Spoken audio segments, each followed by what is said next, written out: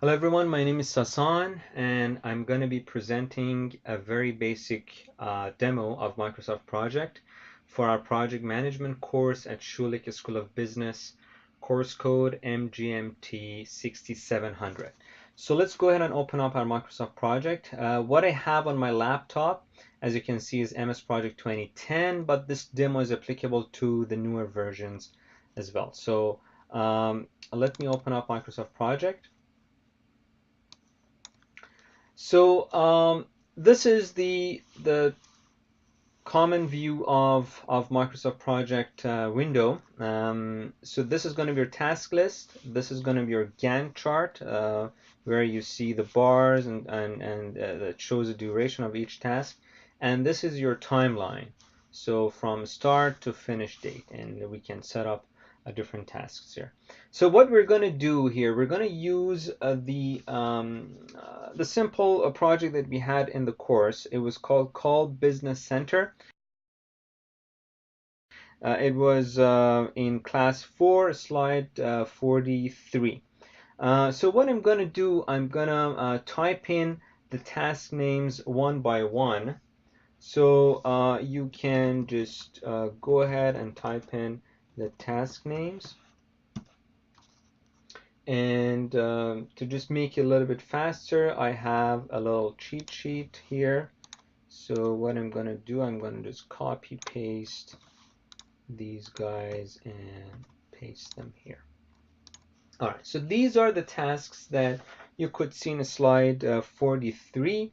The default mode for MS Project is manually schedule, as you can see.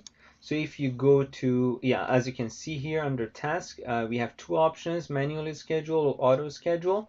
I will show the difference between these two. The next step is to set up our columns. So for this, usually these are the columns that we pick. So the first one, I would pick percentage of complete.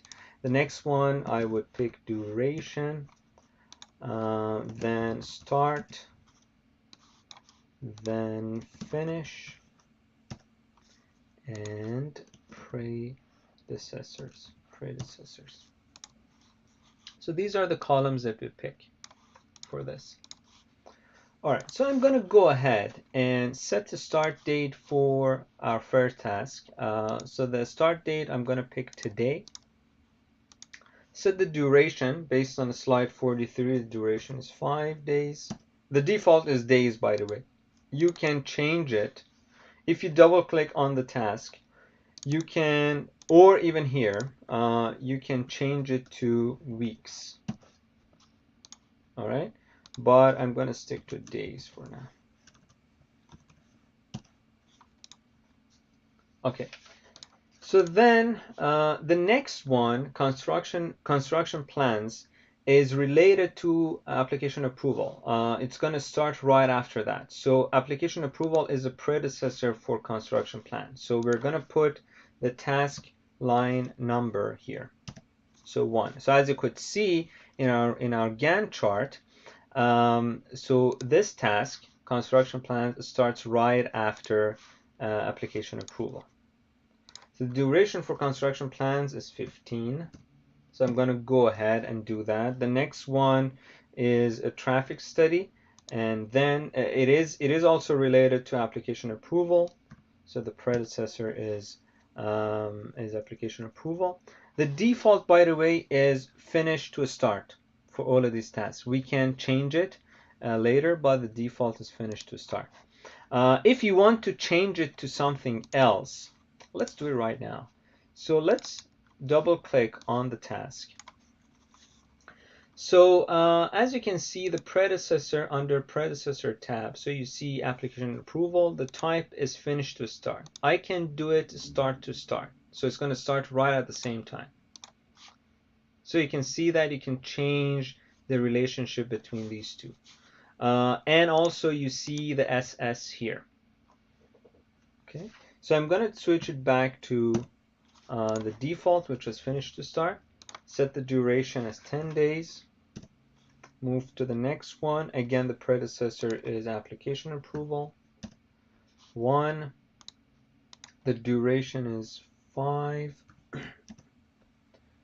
Then I have a staff report, and the predecessor, it's got two predecessors.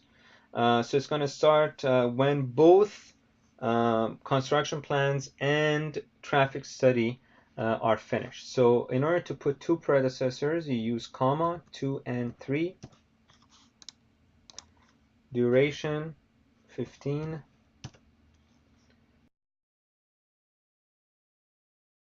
As you can see, our Gantt chart is not fit to screen. So in order to do that, we go to view, I believe, and then hit entire project. So when you hit entire project, it's gonna fit entire project to your screen.